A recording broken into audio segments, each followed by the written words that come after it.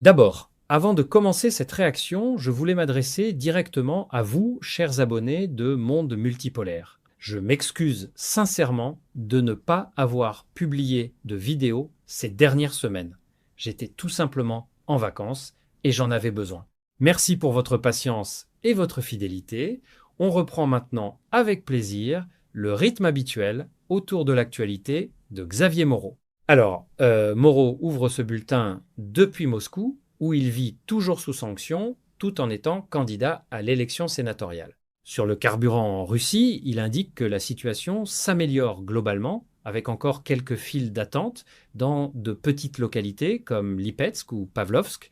Ce point est cohérent avec ce qu'on peut vérifier de façon indépendante. Les tensions sur le carburant en Russie durant l'été 2026 ont bien été documentés par la presse anglophone, notamment Reuters et Bloomberg, qui ont rapporté des files d'attente dans plusieurs régions russes après une vague de frappes ukrainiennes sur des raffineries. Ce type de tension logistique n'est pas une nouveauté historique. On peut le comparer sûrement à ce qu'a connu l'Allemagne à partir de 1944, lorsque les bombardements alliés sur les sites de production de carburant synthétique, notamment ceux de l'ENA, ont provoqué des pénuries massives sur le front et comme à l'arrière. La différence, bien entendu, c'est l'échelle. La Russie dispose aujourd'hui d'une capacité de raffinage et de réparation industrielle sans commune mesure avec celle de l'Allemagne de 1944, ce qui rend la comparaison utile pour comprendre le mécanisme, mais pas pour en déduire une issue similaire. Sur la croissance économique russe, chiffrée à 1,3% au deuxième semestre 2026 contre 0, 3% au premier semestre, ce chiffre précis n'est pas quelque chose que je peux confirmer de façon indépendante à ce stade, donc je vous invite à le considérer comme une donnée avancée par Moreau plutôt que comme un fait recoupé. Ce qui est en revanche documenté de façon large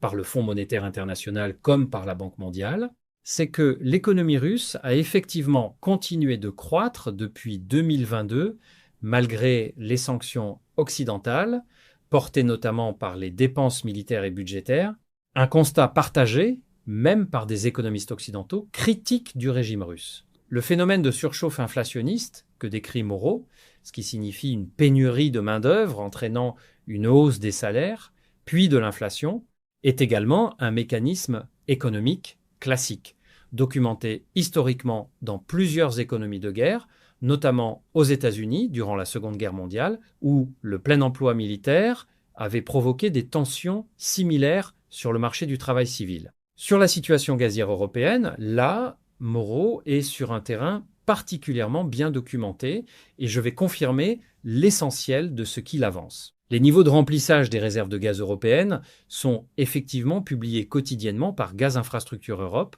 un organisme indépendant, et l'objectif réglementaire européen de 90%, fixé par le règlement de 2022 sur le stockage de gaz, n'a pas été atteint plusieurs années de suite depuis le début de la crise énergétique de 2022. Le lien avec la fermeture du détroit d'Ormuz est, lui aussi, cohérent avec la géographie du marché mondial du gaz naturel liquéfié, puisque le Qatar est effectivement l'un des plus grands exportateurs mondiaux de gaz naturel liquéfié, aux côtés des États-Unis et de l'Australie, un fait confirmé par les données de l'Agence internationale de l'énergie. Historiquement, on peut rappeler que la dépendance énergétique européenne a déjà provoqué des crises similaires, notamment lors du choc pétrolier de 1973, lorsque l'embargo décidé par les pays exportateurs de pétrole arabe avait brutalement révélé la vulnérabilité des économies occidentales à leurs approvisionnements extérieurs. C'est une leçon que l'Europe semble sûrement avoir oubliée. En revanche, sur l'interdiction du gaz liquéfié russe annoncée par la Commission européenne à partir du 1er janvier et sur les critiques de la politique énergétique européenne en général, je vais rester plus prudent que Moreau dans la formulation. Qualifier cette politique de plan de destruction économique systématique ou la comparer point par point au socialisme français reste un jugement polémique et personnel. Ce qui est factuel, en revanche, c'est que l'Union européenne a effectivement voté des mesures de réduction progressive des importations de gaz russe depuis 2022, dans le cadre plus large de son paquet de sanctions, une politique qui fait l'objet d'un débat économique réel et documenté, y compris au sein même des institutions européennes, sur son coût pour les industries européennes, notamment allemandes, largement couvert par le Financial Times et par le Handelsblatt allemand. Enfin, sur la pauvreté en Ukraine, Moreau cite un chiffre de 40 et 1,3% selon la Banque mondiale. Là aussi, le chiffre exact mériterait d'être vérifié directement sur le rapport concerné. Mais la tendance générale qu'il décrit est-elle bien documentée? La Banque mondiale a effectivement publié des rapports montrant une hausse spectaculaire du taux de pauvreté en Ukraine après le début de l'invasion russe en 2022, passant d'environ 5% avant-guerre à plus de 20% dès la première année du conflit. Un phénomène confirmé également par le Programme des Nations Unies pour le développement. Ce n'est donc pas une invention, même si le chiffre précis avancé ici, un doublement à 40 et 1,3%, demande à être recoupé avec la source exacte avant d'être présenté comme définitif. Bienvenue sur Stratpol, nous sommes le jeudi 13 août 2026, c'est notre bulletin numéro 303 et nous sommes toujours à Moscou, toujours sous sanction et toujours candidat à l'élection sénatoriale.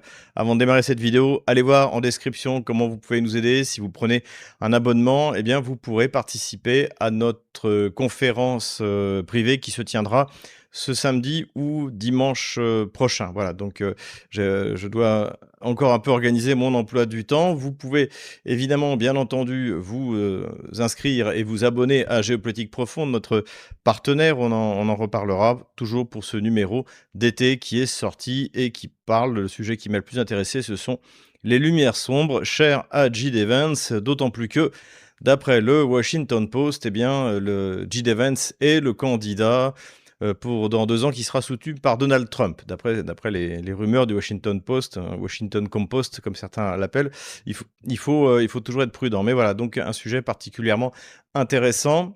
Je vais également vous reparler d'Ozapay. Ozapay, c'est un projet sur lequel j'étais juste avant les sanctions. Et donc, finalement, je suis toujours ce projet, même si je ne peux plus être investi comme avant, puisque c'est des questions qui me sont chères, puisque ça permet notamment de détenir ses actifs numériques en autodétention, donc de ne pas être sous la menace d'un régime totalitaire et corrompu. Voilà, merci pour ceux qui sont abonnés à notre lettre d'information. D'ailleurs, je vous invite à vous y abonner. Vous êtes plus de 25 000 désormais. C'est gratuit. Profitez-en. Eh bien, j'en reparlerai. Voilà. Donc, voilà, n'hésitez pas à nous suivre. Et puis, avant de taper dans le vif du sujet, je vous souhaite par avance un excellent 15 août, la fête de la Vierge Marie, et donc qui est également une fête nationale pour les Français. Donc, bonne fête nationale à tous les Français. Économie maintenant, et comme d'habitude, je fais un point sur le carburant. Donc à Moscou, aucun problème, j'ai refait le plein de ma voiture. Alors moi j'ai un diesel, qui n'a jamais eu de problème pour le diesel, mais voilà, le système s'est réorganisé. Donc a priori à Moscou et dans les grandes villes, pas de problème. Ça s'améliore globalement partout, mais il y a encore des petites villes, notamment les petites localités, où il faut faire la queue pendant des heures. Et c'est le cas notamment, je remercie pour ceux qui me fournissent ces informations, à Lipietsk, à Pavlovsk. Voilà. Et bien sûr, en Crimée, il y a toujours des problèmes. Mais cela dit, les choses vont plutôt en s'améliorant. Et d'ailleurs, comme on va le voir un peu plus loin, la production de carburant en Russie a repris par rapport au mois dernier. L'économie russe se porte bien, en tout cas se porte mieux au 2e semestre 2026, puisque la croissance a été évaluée à 1,3% contre 0,3% le premier semestre de cette année. Le moteur principal, c'est l'augmentation de la demande intérieure, c'est les dépenses publiques, et c'est l'augmentation du pouvoir d'achat des ménages, plus 7%. Donc en fait, ce qui a été rendu possible par une augmentation des salaires. Donc là aussi, évidemment, c'est le problème de l'économie russe en surchauffe, comme toujours, c'est-à-dire que, eh bien, il y a pas assez de main-d'œuvre, et donc les salaires augmentent, et donc ça provoque de l'inflation. C'est assez inévitable. Le secteur qui souffre le plus, évidemment, c'est l'activité de raffinage, donc qui a baissé de manière significative pour des raisons saisonnières, pour également les raisons des frappes ukrainiennes sur certaines d'entre elles. Mais, et ça c'est plutôt la bonne nouvelle, d'après donc les données qui ont été publiées notamment par Bloomberg, eh bien l'exportation de pétrole brut en Russie a baissé. Donc on est à 3,71 millions de barils par jour, moins 0,3 millions de barils. Alors pourquoi c'est une bonne nouvelle? Eh bien parce qu'en fait, si la Russie exporte moins de pétrole brut, il y a évidemment les problèmes en mer Noire, mais il y a aussi parce que les raffineries ont fini leur maintenance, leur entretien, leur réparation pour celles qui ont été touchées, et que donc désormais la Russie produit davantage de carburant, ce qui pourrait être d'ailleurs une bonne nouvelle, notamment pour le diesel. Ça voudrait dire que la Russie pourrait être à la fin du mois d'août capable de nouveau d'exporter du diesel. Donc ça ferait baisser les prix, y compris pour les pauvres Européens. Donc globalement, la situation économique en Russie est bonne, et donc c'est une bonne raison pour venir y investir. Si vous voulez le faire, je vous invite à aller en description de cette vidéo. Divergence Service vous propose de venir vous ouvrir un compte et de placer votre argent. Voilà, n'hésitez pas. Pour l'Europe, en revanche, eh bien, la situation est beaucoup plus délicate, voire dramatique. C'est le cas pour les approvisionnements en gaz.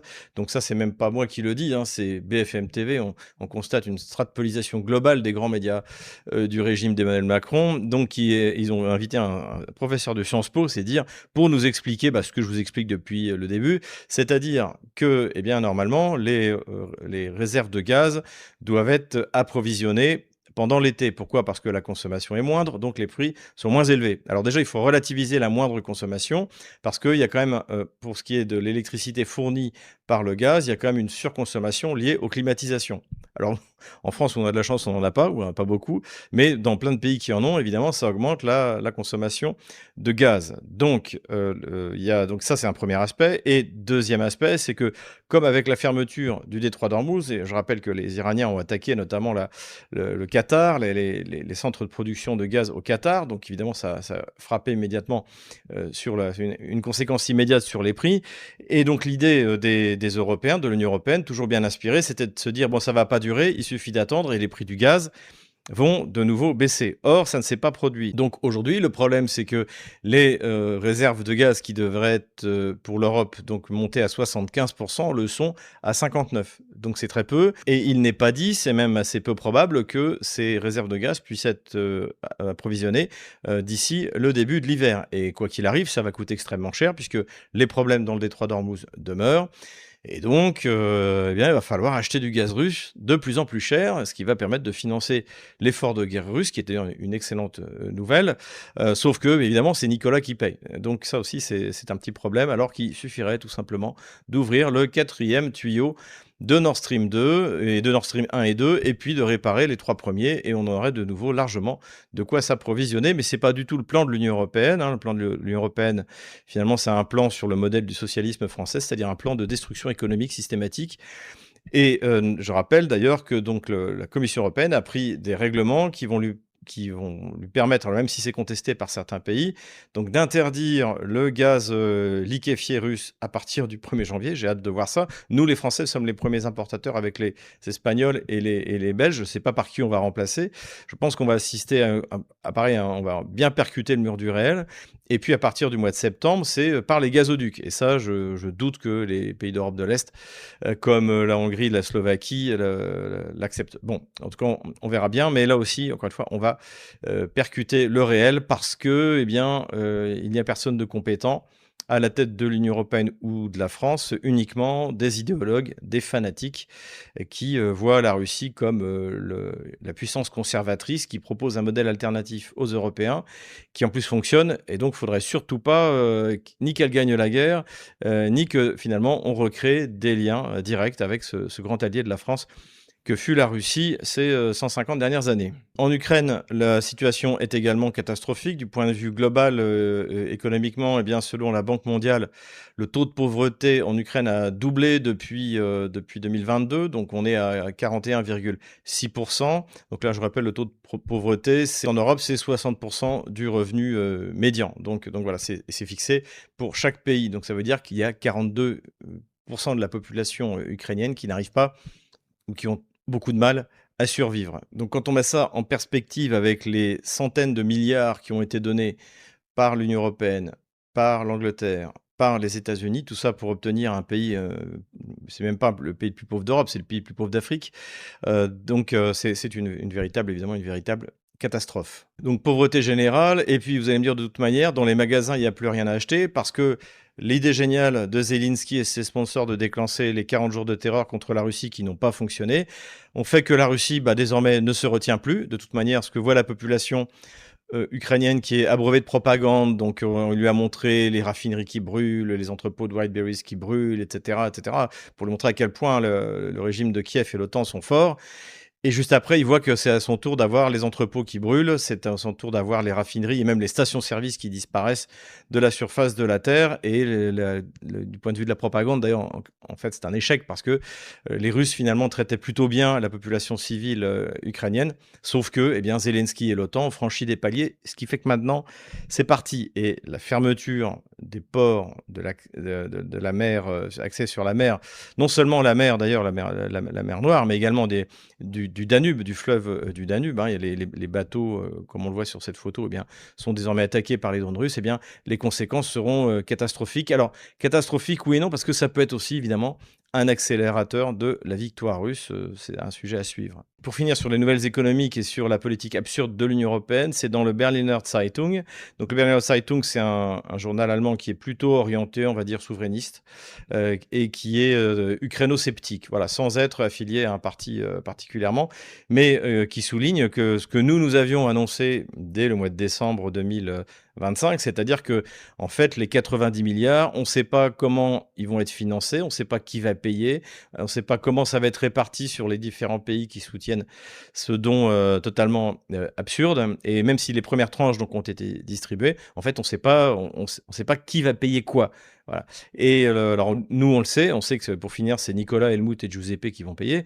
Mais globalement, on ne sait pas par quel truchement. Il faut vendre des obligations, payer les intérêts et puis donner l'argent gratuitement à Kiev qui remboursera si un jour la Russie lui paye des dommages. Et encore une fois, ce serait la première fois dans l'histoire de l'humanité que le vainqueur paye des dommages aux vaincus. Mais bon, cela dit, les Russes peuvent être très gentils quelquefois et on peut toujours espérer quelque chose. Voilà, c'est pas, tout ça n'est pas très sérieux. Depuis le début, en fait, c'est une fuite en avant de la part de l'Union européenne et ça va très mal se terminer. D'ailleurs, j'espère que ça va très mal se terminer pour l'Union européenne. Ça permettra à la France d'en sortir. Politico-diplomatique maintenant, et je dirais que le grand événement de cette semaine, c'est la présence de Vladimir Poutine à Sakhaline et sur les îles Kouril. Alors, il y a évidemment une double signification, c'est le fait qu'il soit présent là et les déclarations qu'il a faites. Commencions par les déclarations qu'il a faites. La plus importante, évidemment, c'est que ça pourrait faire partie de notre rubrique terrorisme, c'est que désormais, Vladimir Poutine a décidé que les actes de piraterie commis par les pays de l'Union européenne, hein, essentiellement c'est dans la Baltique, même s'il y a eu quelques attaques dans les bateaux en mer Noire, donc dans la Baltique, la mer du Nord ou la Manche, eh bien donc quand les pirates français, anglais après je crois que les Estoniens ont essayé, mais ça n'a pas marché, eh bien s'empareront d'un bateau russe ou qui transporte des matières premières russes, hein, qui voguent sous pavillon de complaisance, comme c'est le cas de la plupart des flottes de transport. Le terme flotte fantôme ne veut rien dire. Alors, ce qui est intéressant d'ailleurs, c'est que les Russes maintenant l'utilisent pour les flottes européennes également de transport, de flottes fantômes. Eh bien, la Russie se réserve le droit d'en faire autant avec des bateaux servant les intérêts de ceux qui auront capturé les bateaux russes. Donc, c'est-à-dire malheureusement la France, l'Angleterre et d'autres pays potentiellement en Europe. Et alors, ce qui est intéressant, c'est qu'il a dit ça évidemment alors qu'il visitait la flotte du Pacifique. Et d'ailleurs, le chef de la flotte du Pacifique, pardon, l'amiral Linné, a dit que la flotte russe était tout à fait capable de le faire. Pourquoi est-ce que c'est important la flotte du Pacifique ? Parce qu'en fait, si vous regardez les accès à la mer du côté russe, ce serait très compliqué pour les Russes d'appréhender un bateau et de le ramener jusqu'à un port russe à Saint-Pétersbourg, par exemple, dans la Baltique, parce que c'est la Russie finalement qui est enclavée à l'est, donc c'est pas possible. En mer Méditerranée aussi, ce serait compliqué. Il faudrait que les Russes arraisonnent un bateau en mer Méditerranée, qui lui fasse traverser les Dardanelles et le ramener sur un port russe. Donc là aussi, c'est pas possible. En revanche, dans le Pacifique, c'est tout à fait possible. Là, la Russie a directement accès à l'océan et elle peut envoyer ses bateaux arraisonnés en organisant bien les choses.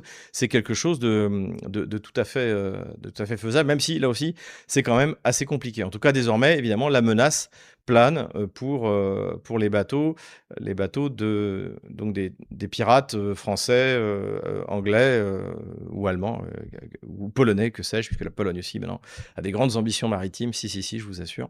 Donc voilà, ça c'était une déclaration assez importante que d'aucuns pourraient considérer comme une escalade, mais bon, c'est pas les Russes qui ont commencé à jouer à ça. L'autre point important, c'est la visite de Vladimir Poutine sur une des îles Kouriles, donc qui s'appelle Iturup, qui se situe au nord du Japon et qui, depuis 1945, font partie du territoire russe. Alors, quel est le problème? Alors, petit rappel, en fait, en 1945, Staline ne signe pas de traité de paix avec le Japon parce qu'il y a peut-être une possibilité que le Japon bascule dans le camp socialiste. D'ailleurs, il va y avoir une activité communiste, y compris terroriste, espèce de brigade rouge japonaise, pendant la guerre froide. Et donc, à ce moment-là, Staline veut donner une chance au Japon et laisse planer l'idée que eh bien, les 4 îles donc, que les Japonais appellent les territoires du Nord leur seront rendues. Finalement, le Japon choisit l'alliance avec les États-Unis, donc bien terminé, plus d'îles Kouriles rendues au Japon, mais il n'y a pas de traité de paix qui ont été signés entre le Japon et l'Union soviétique, donc pas avec la Russie. Et alors au début des années 90, la Russie était tellement faible que les Japonais ont essayé de faire pression, de proposer des accords pour récupérer les Kouriles, mais finalement Poutine est arrivé. Et désormais, il n'en est plus question. Ce que les Russes ont proposé aux Japonais, c'est un développement conjoint de ces îles. Mais évidemment, depuis 2022, le Japon s'est aligné sur les sanctions contre la Russie. Alors, partiellement, parce que par exemple, Mitsubishi est toujours présente pour l'exploitation des hydrocarbures à Sakhalin. Donc voilà, parce que pour l'énergie, les Japonais, contrairement aux Français, eh bien, considèrent que c'est stratégique et qu'il n'y a pas de sanctions qui tiennent. Mais globalement, pour le reste, il y a des sanctions. Donc la relation n'est plus très bonne entre Moscou et Tokyo. Et évidemment, Tokyo a très mal pris la visite de Poutine sur Iturup, même s'ils ne peuvent rien y faire. Et de toute manière, encore une fois, quand on regarde la configuration maritime, l'île de Sakhalin et les îles Kouriles, en fait, ferment la mer d'Okhotsk, et c'est l'accès vers l'océan Pacifique.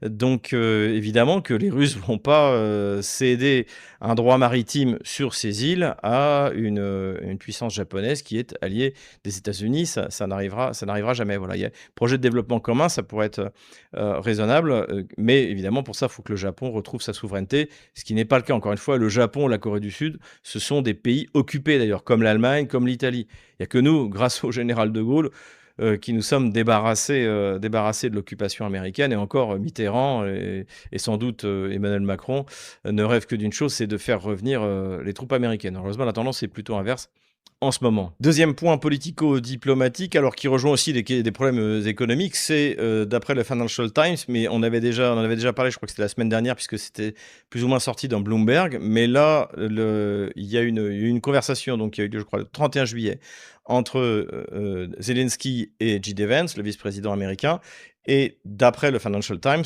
J.D. Vance leur a dit « Maintenant, on arrête de taper sur les tankers de la mer Noire qui appartiennent à Chevron et au consortium de l'oléoduc de la mer Caspienne. » Je vous renvoie à notre vidéo de la dernière fois. Donc évidemment, depuis, il n'y a pas eu de frappe. Alors encore une fois, J.D. Vance en a parlé à Zelensky, mais ceux qui organisent ces frappes et qui les planifient, ce sont les Anglais, c'est pas l'Ukraine. Donc ça veut dire aussi que Washington a parlé à Londres. Donc on va voir si ça va tenir.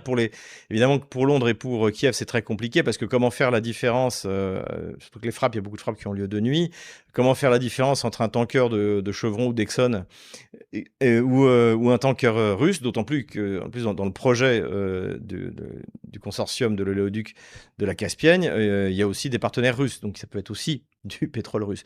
Donc tout ça est très compliqué, ça montre évidemment les limites des capacités de Kiev.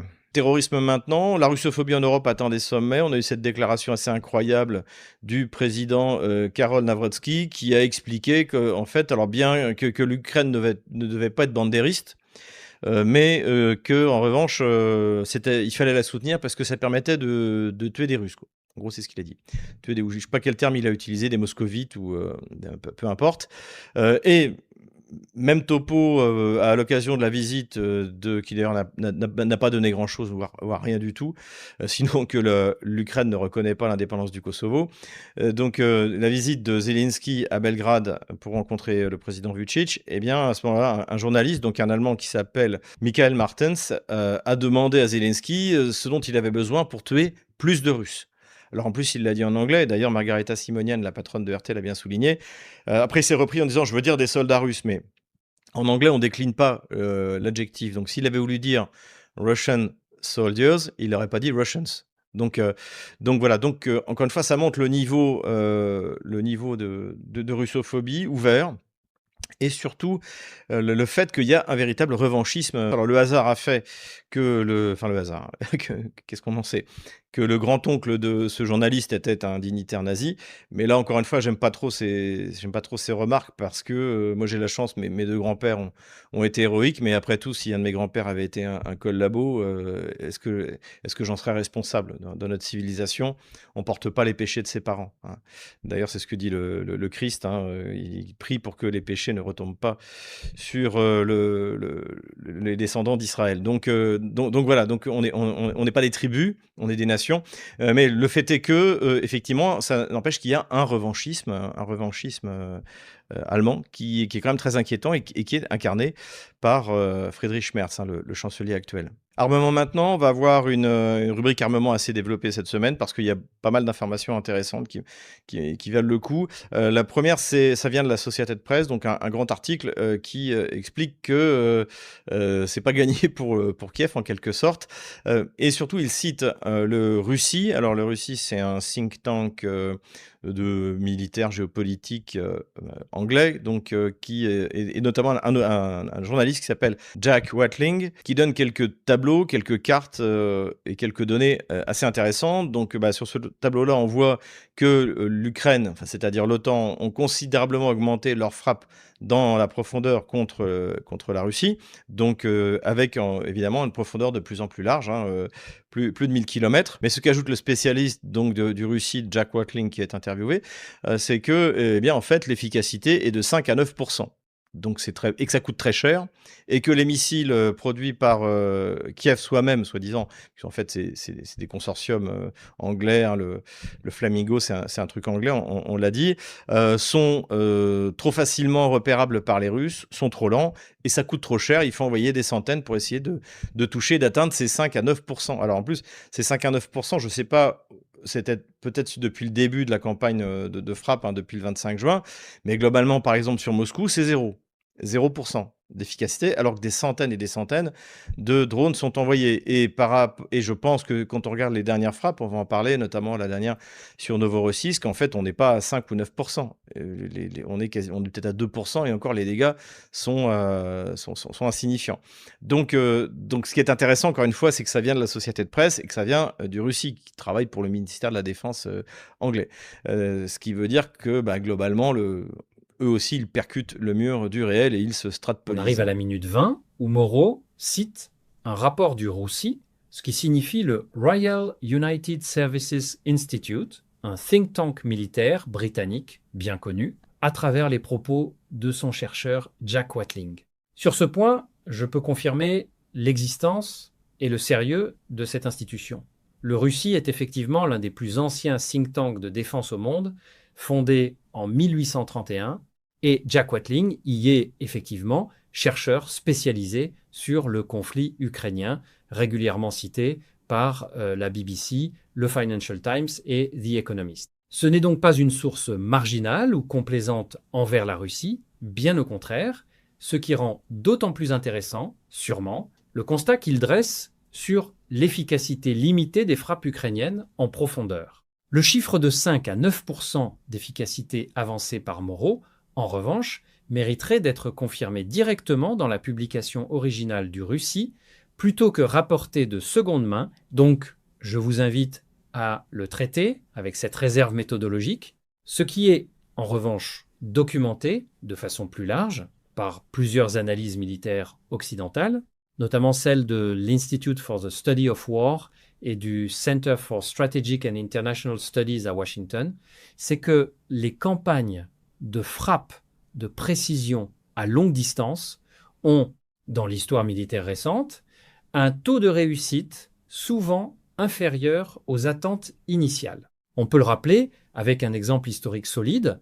Durant la guerre du Golfe de 1991, malgré une supériorité aérienne totale de la coalition menée par les États-Unis, les études postérieures, notamment un rapport du Government Accountability Office américain, publié en 1996, ont montré que l'efficacité réelle des frappes de précision guidées avait été largement surestimée dans la communication officielle de l'époque. Donc, ce décalage entre communication militaire et efficacité réelle n'est pas propre à l'Ukraine. C'est un phénomène récurrent dans l'histoire des campagnes aériennes modernes. Sur le coût économique de ces frappes et l'argument du complexe militaro-industriel occidental qui n'aurait pas intérêt à produire des armes bon marché, là, Moreau avance une thèse plus polémique qu'un fait établi. Ce qui est vérifiable, c'est que le coût des systèmes de guidage de précision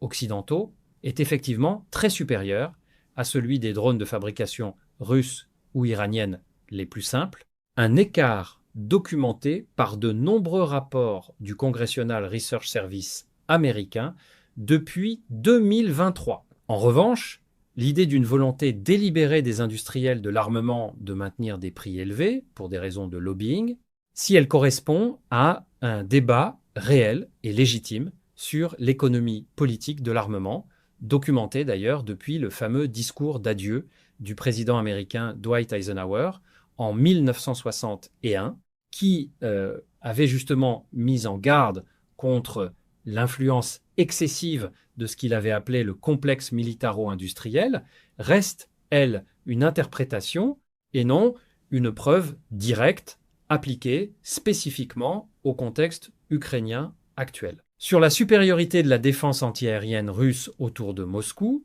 et sur les nouveaux drones dits Garand 4, équipés de turboréacteurs capables, selon Moreau, de dépasser 600 km/h, je dois être prudent sur les caractéristiques techniques précises qui ne sont pas vérifiables de façon indépendante par mes moyens actuels, ce qui est en revanche cohérent avec ce que rapportent plusieurs sources occidentales, notamment le Wall Street Journal et Defense News, c'est que la défense antiaérienne russe autour de Moscou a effectivement intercepté la très grande majorité des drones envoyés depuis 2023, avec un nombre très limité de percées documentées, la plus notable restant l'attaque par drone sur le quartier d'affaires de Moskva City en 2023, largement couverte par la presse internationale à l'époque. Cette efficacité défensive, concentrée sur la capitale, contrastant avec des défenses plus poreuses dans les régions périphériques, est un schéma stratégique classique,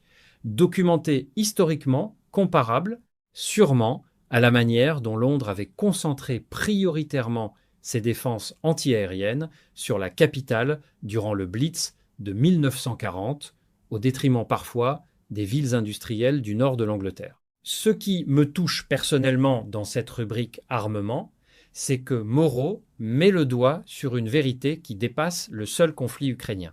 L'histoire militaire du XXe siècle montre à plusieurs reprises que la capacité à produire massivement du matériel simple et peu coûteux a souvent pesé plus lourd que la sophistication technologique isolée. L'exemple le plus documenté reste celui des Liberty Ships américains durant la Seconde Guerre mondiale. Plus de 2700 navires construits en série, à un rythme record, parfois en moins de 5 jours par unité, ont permis aux Alliés de compenser les pertes causées par les sous-marins allemands, non pas grâce à une supériorité technologique du navire lui-même, qui était volontairement simplifié, mais grâce au volume de production. C'est un parallèle historique qui, sûrement, éclaire utilement le débat contemporain sur les drones bon marché face aux systèmes de précision coûteux. Enfin, sur la remise en service potentielle du châssis du char AMX-30 comme plateforme robotisée par l'armée française, c'est une information technique précise que je ne peux pas confirmer de façon indépendante à ce stade, n'ayant pas trouvé de communiqué officiel du ministère français des Armées ou de la Direction générale de l'armement sur ce projet précis.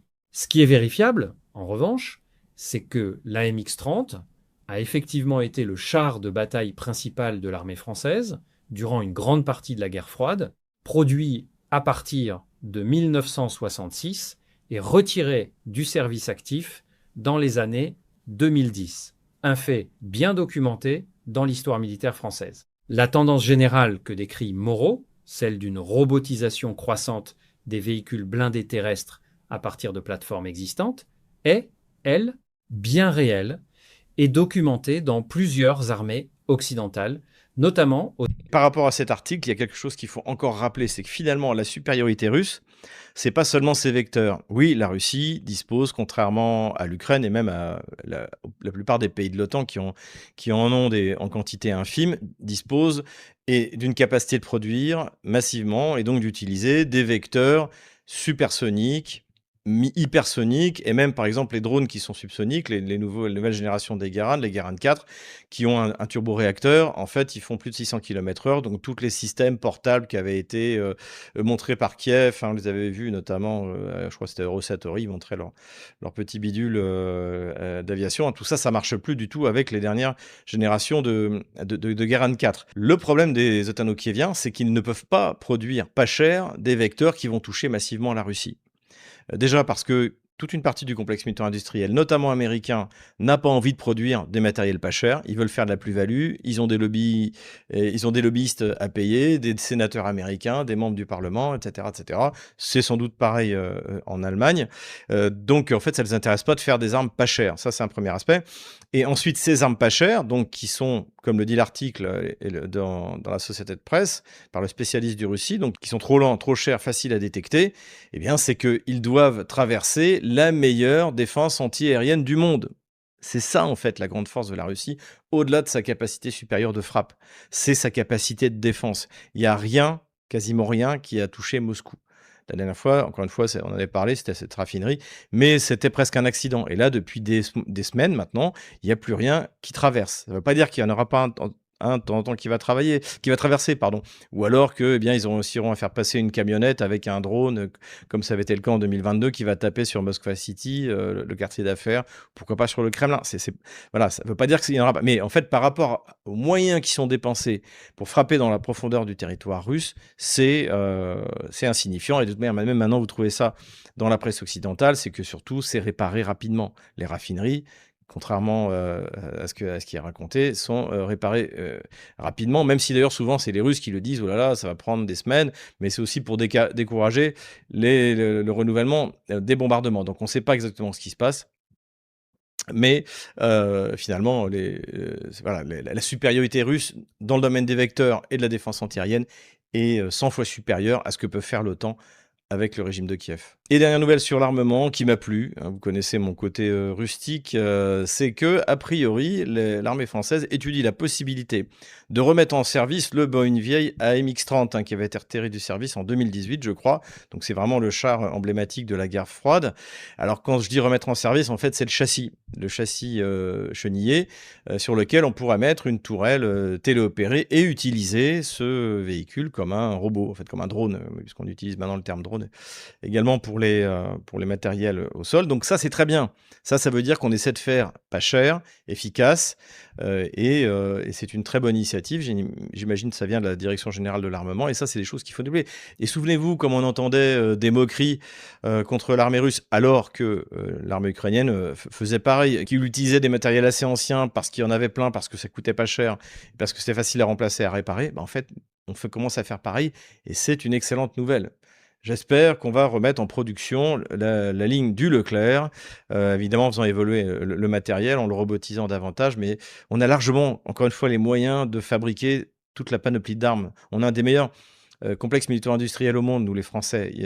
Simplement, on a une armée de prototypes parce que les budgets de l'armée servent toujours de variable d'ajustement. Et là où les choses vont très mal pour la France, je peux vous dire que je ne sais pas ce qui va rester pour l'armée française dans les années qui viennent. Voilà, donc c'était plutôt une bonne nouvelle.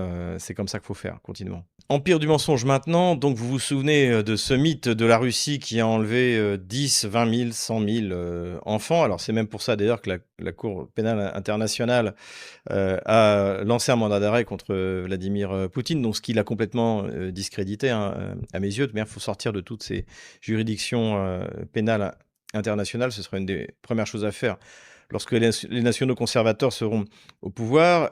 Et puis finalement, quand il y a eu le début de négociations sous l'égide de Donald Trump à Istanbul entre la Russie et l'Ukraine, une liste de 339 noms a été remise, donc des enfants qui avaient disparu. Donc les Russes ont pris cette liste. Mais il y avait déjà du travail qui était fait par l'intermédiaire des Émirats arabes unis, des enfants qui avaient retrouvé leur famille, parce qu'évidemment, avec la guerre, c'est des choses qui malheureusement peuvent arriver. On a vécu ça en 1940. D'ailleurs, c'était mon grand-père qui s'en occupait d'ailleurs de récupérer ses enfants qui étaient perdus sur les rues de France, hein, pour la petite histoire. Et donc, il y a ces enfants qui ont été perdus. Les Russes ont pris la liste. On s'est aperçu qu'une bonne partie, en fait, était en Europe. Simplement, on avait perdu leurs traces. Une autre était depuis des adultes et puis quelques-uns, quand même, on peut retrouver leur famille, hein. C'est souvent des enfants qui étaient dans les orphelinats et donc qui sont ils ont été récupérés non pas par leurs parents directs, mais par des parents plus ou moins éloignés. C'est ça qui s'est passé. Et il y en a aussi qui sont restés et qui sont rentrés dans l'armée. Et donc, il y a ce personnage assez incroyable qui avait été déclaré kidnappé par les Russes, par le régime de Kiev, qui s'appelle Alexander Moustiat. Et en fait, on s'est aperçu qu'il s'était engagé dans l'armée. Donc, il avait 15 ans lorsque les Russes ont libéré la ville dans la région de Kherson de Krinky. Et lui, qui se considérait comme russe, hein, comme une majorité d'habitants de la Nouvelle-Russie, de Kharkov à Odessa, eh bien, à 19 ans, est rentré dans l'armée russe et il nous a fait un joli selfie avec sa casquette, avec un Z marqué dessus. Ce qui prouve bien que les choses ne sont pas aussi simples que LCI veut bien nous l'expliquer, hein. Je rappelle, je cite dans mon livre Ukraine, pourquoi la Russie a gagné, que vous pouvez vous procurer. Bon, je n'ai pas d'exemplaire sous la main.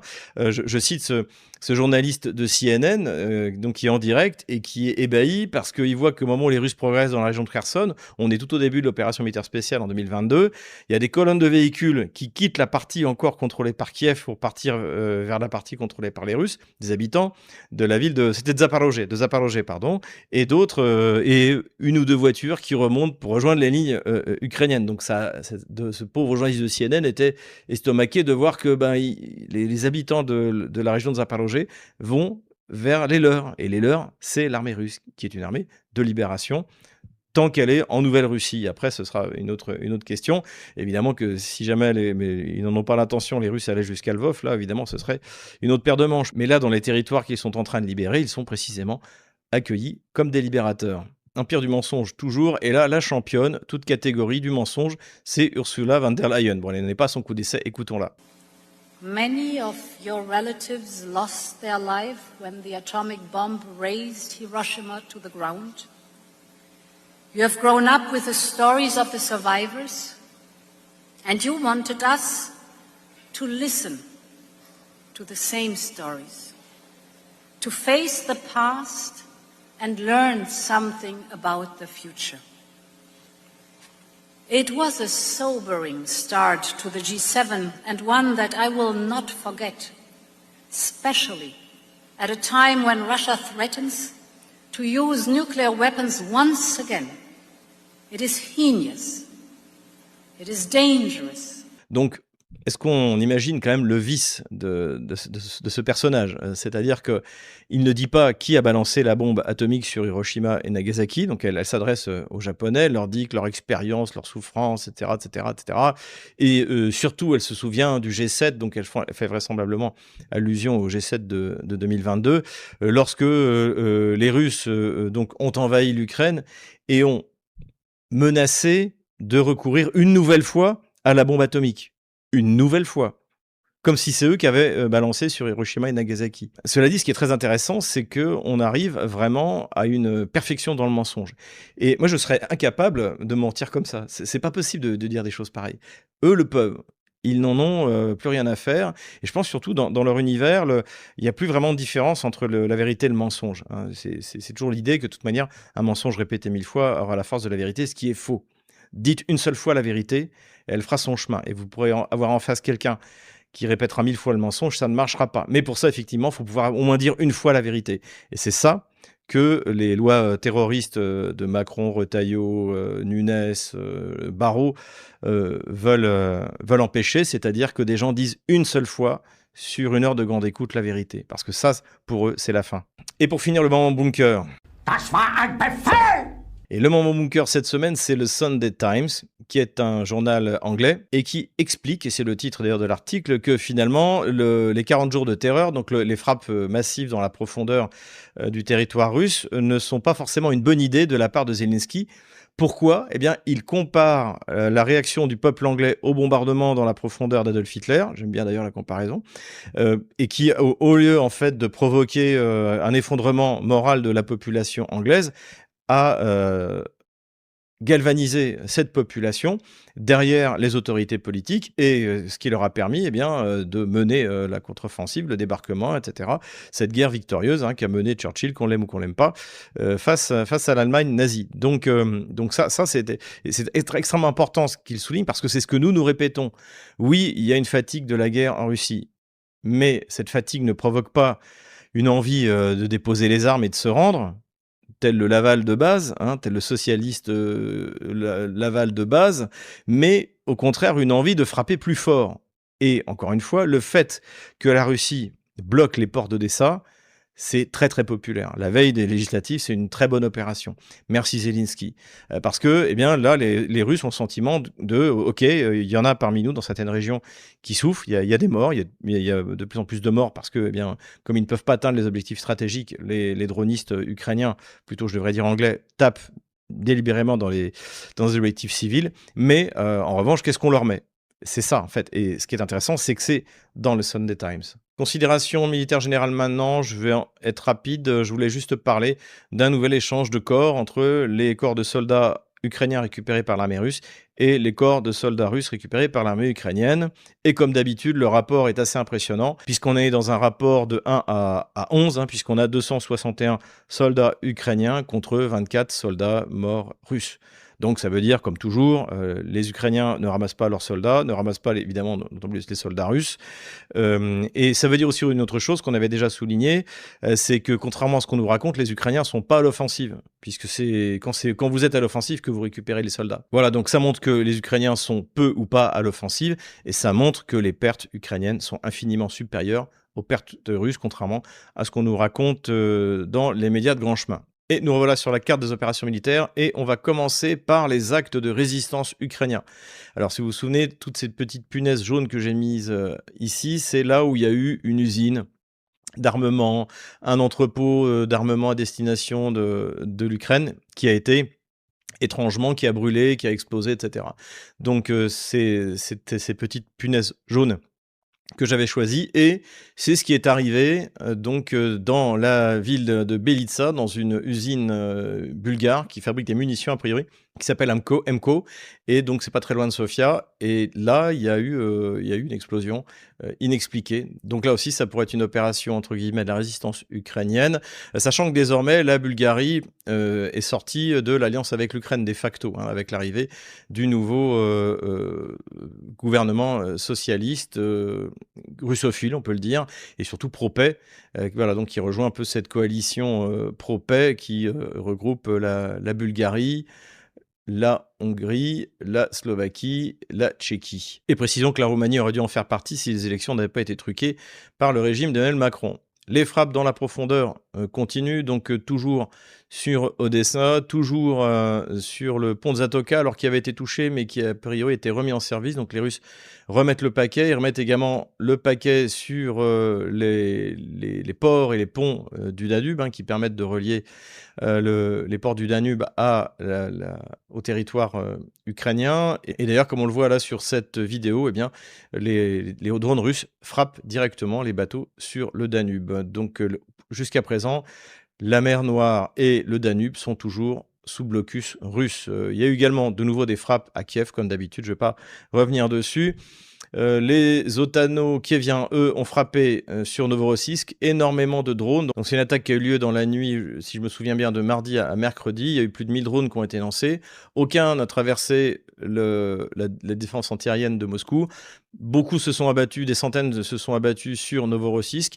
et la plupart ont été interceptés et ont provoqué extrêmement peu de dégâts sur les infrastructures. Les photos satellites l'ont montré, donc c'est un échec. Hein, c'est à 80 000 € le drone, quand vous en envoyez 1000, vous voyez le prix de l'attaque, donc c'est énorme. Voilà. Les Otanokieviens ont réussi également à frapper donc à plus de 1000 km de la ligne de front dans la ville de Orsk. Ici, voilà, 1500 km. Donc là aussi, je crois que c'est sur une raffinerie. Bon, ça n'aura absolument aucun impact. Mais que voulez-vous, il faut faire de la communication. Il peut y avoir des frappes même plus loin, à Tomsk, Novosibirsk, tout ça est possible. Ça peut être par des containers, notamment qui passent par le Kazakhstan clandestinement. Pourquoi pas. Mais en tout cas, ça n'aura aucune influence sur la carte des opérations militaires. Et d'ailleurs, on le voit bien puisque les Russes dominent à peu près partout. Donc passons maintenant sur la ligne de front. On va commencer par le sud. Donc là, sur cette partie où les Otanokieviens avaient commencé leur contre-offensive, qui avait donné quelques résultats au printemps. Donc là, je rappelle, les Russes étaient arrivés à peu près jusqu'à cet endroit-là. Et bien là, ce sont les Russes qui, après avoir absorbé la contre-attaque, sont en train de repartir à l'assaut. Donc ils sont déjà sur Pavlovka, sur Lukyanovka ici, sur Primorsk, et ils sont à l'initiative. Plus grave pour le régime de Kiev, c'est que les Russes ont réussi à rentrer dans le bastion d'Orekhovo, hein, d'où était partie l'offensive ratée otano-kievienne de l'été 2023. Non seulement à Orekhovo, mais également ils ont réussi a priori à pénétrer dans la localité de Preobrajenka qui est au nord et qui est sur les hauteurs. Donc ça, ce serait extrêmement important et ils avancent vite. Donc ça serait une véritable catastrophe pour Kiev s'ils perdaient cet ultime bastion. Je rappelle, il y avait 3 bastions dont il fallait s'emparer dans la région. Le premier, c'était Velika Novoselka ici, Gouliapol ici, et il reste plus que celui-là. Et après, la suite, c'est Zaporozhye, à cet endroit-là. Donc là, les Russes sont à l'initiative sur toute cette partie sud. Ils sont en revanche ralentis dans la partie est, ici, à cet endroit-là, mais en tout cas, les combats font rage. Alors là, vous allez voir, j'ai modifié la ligne de front, et en fait, je vais laisser, hein, quand je ne sais pas, en fait, par rapport à la zone grise et la zone réelle, je laisse la ligne de front de la semaine dernière avec la ligne de front d'aujourd'hui. Donc je vais laisser comme ça pour les semaines qui viennent, tant que j'en aurai pas le cœur net. Parce que vous avez d'un côté le ministère de la Défense russe qui nous a expliqué que ces localités-là, toutes celles-là, avaient été capturées par l'armée russe. Et là d'ailleurs, ils viennent de déclarer que Novopolé aussi, cette semaine, donc, a été prise par l'armée russe. Mais de l'autre côté, vous avez les Ukrainiens qui nous disent le contraire. Alors les Ukrainiens, je les écoute plus beaucoup parce qu'ils racontent vraiment n'importe quoi. C'est comme la SW. Mais cela dit, vous avez quelqu'un de beaucoup plus sérieux qui est Yuri Podolaka, qui lui met la ligne de front à cet endroit-là parce qu'il y a des infiltrations ukrainiennes. Donc est-ce que ces infiltrations vont réussir ou pas? C'est encore trop tôt pour le dire. Mais en tout cas, il y a un espèce de brouillard de guerre qui règne sur toute cette zone. Et là, je ne pourrais pas vous dire qui contrôle quoi. Donc voilà, vous avez ici toute une zone grise que je vais laisser dans les semaines qui viennent jusqu'à ce que les choses deviennent claires. Hein. L'idée de cette contre-offensive kievienne, donc, qui avait été lancée par le général Syrski, évidemment, c'est de couper ici l'avancée russe en attaquant sur les arrières. Et c'est peut-être pour ça aussi qu'ici, ça n'avance plus, parce que l'armée russe a dû déployer des renforts pour liquider les infiltrations à cet endroit-là. Voilà, plus au nord, là aussi, il y a eu des tentatives d'infiltration, mais c'est beaucoup moins sérieux. Plus au nord encore, là, la situation avance bien pour les Russes, hein, qui ont réussi à progresser. Donc là, j'ai mis à jour le front qui s'approche de Sergueïevka et qui désormais, évidemment, ont comme objectif de s'emparer de Mejova à cet endroit-là et de Slavianka à cet endroit-là. Donc là, l'armée russe avance bien. Elle progresse bien du côté de Dobropila, de Hanovka également. Plusieurs avancées ont été annoncées, mais bon, j'attends que les choses soient claires, que le ministère de la Défense annonce des villes prises de manière claire. Mais en tout cas, sur le Dobropila, a priori, les Russes avancent très très bien. La percée ukrainienne, l'infiltration ukrainienne a priori sur Charkovo a été neutralisée. J'attends pour en être sûr. Et en tout cas, ce qui est clair, c'est que ça n'empêche pas les Russes d'avancer vers Kramatorsk, hein, plutôt d'abord vers Drushkovka pour ensuite s'attaquer à l'ultime bastion de Kramatorsk. Cette semaine, prise de Toretskoye ici, de Petrovka à cet endroit-là. Et donc, en fait, là, les Russes arrivent à la fois par l'est sur Druchkovka et par l'ouest simultanément. Donc là, les choses vont bien. Là aussi, la ligne de front n'est pas certaine, mais en tout cas, c'est les Russes qui sont à l'initiative partout. Ils continuent à se rapprocher.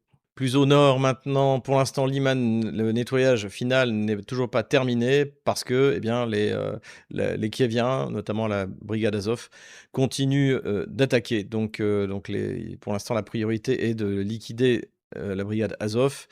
Les tentatives de prendre Borova sont pour l'instant un échec. C'est aussi, je pense, pour ça que ici, le brigade Azov a les mains libres. Donc, j'ai reculé la ligne de front à cet endroit-là, en espérant que les Russes puissent recommencer leur assaut et liquider cette poche pour pouvoir ensuite, à partir de la rivière Oskol, développer leur offensive et libérer de nouveau Izium et puis pouvoir avancer dans cette direction. On n'est pas loin de l'encerclement opératif de Slavyansk-Kramatorsk. C'est quelque chose qu'on peut envisager cet automne. Voilà, croisons les doigts, prions.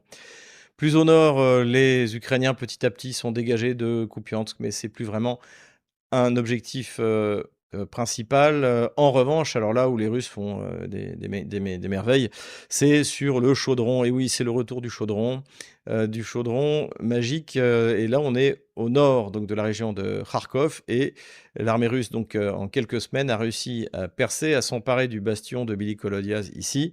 Et là, c'est encore continué à progresser, s'est emparé de Ivanovka ici, est déjà en train de prendre d'assaut Vassilovka et a pénétré dans Tchorné à cet endroit-là. Donc ça voudrait dire qu'a priori, il y aurait plusieurs centaines d'hommes, 1500 hommes ici, seraient bloqués.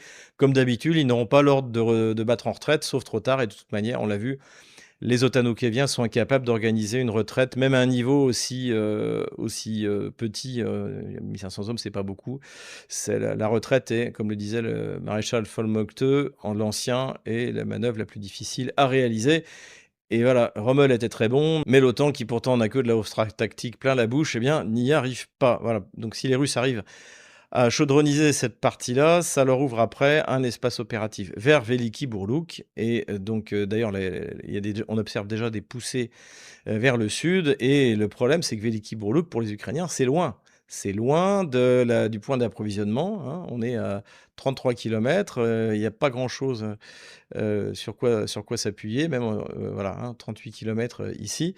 Ça va être très, très compliqué. C'est d'ailleurs pour ça que les Russes, en septembre 2022, s'étaient repliés pour partie derrière la rivière Oskol et pour l'autre partie derrière la rivière Jerebets. Donc voilà, donc les Otanokieviens, normalement, s'ils étaient rationnels, devraient en faire autant. Mais voilà, le problème, c'est que pour leur marketing, ça sera difficile à vendre de perdre tout ce qui avait été repris en septembre 2022. Mais de toute manière, ça finira bien par arriver. Sur le front de Kharkov, les Russes continuent à pousser, mais ça ne se voit pas encore sur la ligne de front. Et c'est à peu près pareil sur la ville de Soumy. Des unités ont été envoyées pour contre-attaquer. Donc pour l'instant, le front est stabilisé. J'enlève la ligne de front de la semaine dernière. Voilà où nous en sommes au jeudi 13 août 2026. Voilà, j'espère que cette vidéo vous a plu. N'hésitez pas encore une fois à vous inscrire sur notre canal Telegram. Ça vous permettra d'avoir notre conférence privée.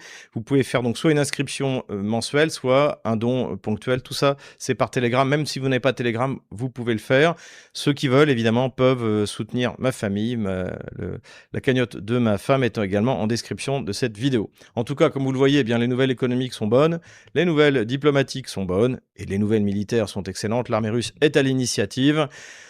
Il faut qu'elle aille vite pour qu'on puisse avoir l'espoir d'une trêve cet automne. Voilà, on y compte, on compte beaucoup dessus. Ce serait bien. Voilà, donc en tout cas, les choses vont bien, donc tenez bon, courage, on les aura. Sur la partie que Moreau appelle « empire du mensonge », concernant les accusations d'enlèvement d'enfants ukrainiens et le mandat d'arrêt de la Cour pénale internationale contre Vladimir Poutine, je dois ici prendre un peu de distance avec la manière dont il présente les choses. Ce qui est un fait établi, c'est que la Cour pénale internationale a effectivement émis un mandat d'arrêt contre Vladimir Poutine en mars 2023 pour des faits liés au transfert présumé d'enfants ukrainiens vers le territoire russe.